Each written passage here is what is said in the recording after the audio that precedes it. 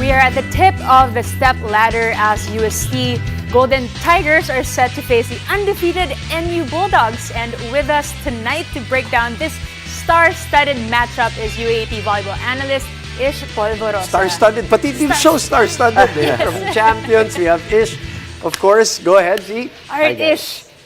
NU men's sweeping the elimination round. Your thoughts, and can they sustain this momentum? At alam naman natin kasi na bakante sila. Yeah, I think the break is gonna test them. But knowing NU, I mean, they haven't lost a game this season. They are the defending champions. They're under coach Dante Alensunurin, if not the best so far in the men's volleyball scene. I'm pretty sure they will be prepared for game number 1 tomorrow. That's a 32-match winning streak. Beating now, our streak. Right? Beating your streak. I'm not sure. I'm sorry for bringing it up. But for discussion purposes, what has been the secret for this team since that start of that streak? And obviously, they're going to be favored in the finals. I think it's their early and strategic preparation.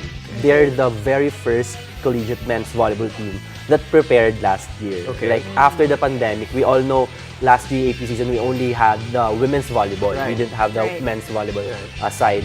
But last year, I think they prepared early, January pa lang, they were training together, and they also played abroad. They played in Spiker Surf na nag-champion pa sila, and they also had like a couple of other outside tournaments like the V-League and the PNVF Champions League. They also joined that. So ang dami na sinalihan. They're really prepared for the UAAP.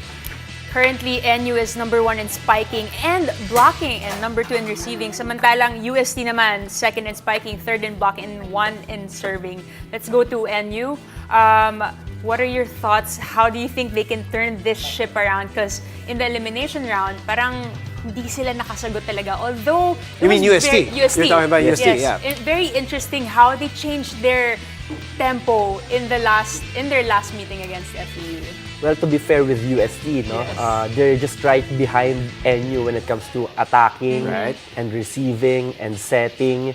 But I think the problem for UST is their unforced errors. Each and every game, there were no games in the elimination round and even in the semi-final round na sila yung mas kaunti yung unforced errors. They really give a lot of free points to their opponents. So I think if they can lessen their unforced errors, they can actually win a match probably against NU. Okay, we have to congratulate them, by the way. You know, they're back in the finals after so many years. After that 4-peat that they had. I was still covering men's volleyball at that time. The 3-peat of FEU, the 4-peat of UST. So they're back there, and the all-out support. They have momentum. If we were talking about National University having a long break, they have a little bit of momentum. They're not rusty. Will that help them? UST. In your opinion, UST, yes. Yeah, I think it will help them. And I think if Coach Oji Mamon and J.Rac de Alonso will also be included in their Are they playing? Lineup. In their lineup tomorrow, if they'll be coming back from Cambodia, I think that they're both gonna be a huge help for the UST Golden Tigers for their bid to win against NU in the finals. And very interesting, as you've mentioned, a couple of off-season tournaments. Right. Kasi dito, it says that UST actually beat NU last year. One time. So could this be the next time that we'll see UST beating NU? We can only hope so. I mean, parang mas maging exciting naman yung men's volleyball. Yeah, and interesting. Kasi they lost that game 1 of the finals in the V-League against NU. But game 2, they were down by 2 sets, but they fought 3rd to 5th set. And they won that game in game number 2. That was pretty close. And that's the only match that they lost against another collegiate team aside from It's interesting. Their story is like the story of the women's team last year, right?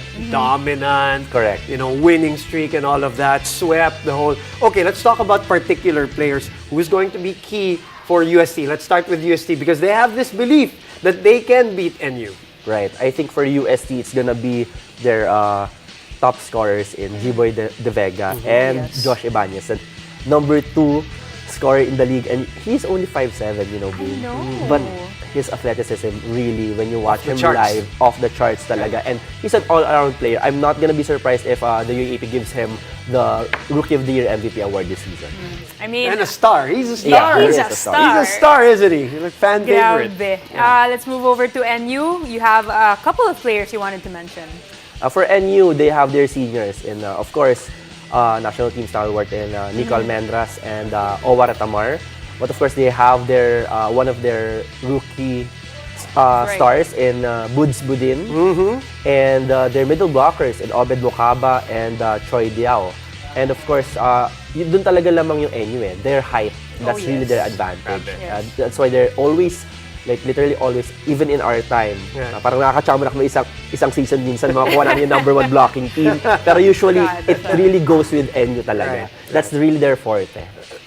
We have to end with the setting matchup. Okay. Since we have time to talk about that, what are your thoughts on the battle of the captain and the rookie? Yeah, okay. For the setting side, I think for our viewers at home, to give you a bit of a context, number 1 sa team stats is UST.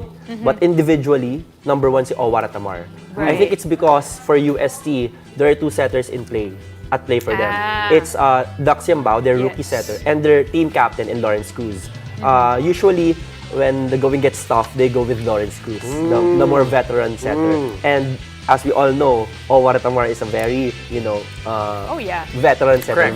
very Yes. brilliant setter.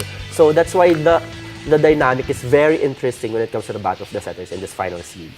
It starts tomorrow. Right. And it's going to be interesting. You'll be doing game 2. Right. Right?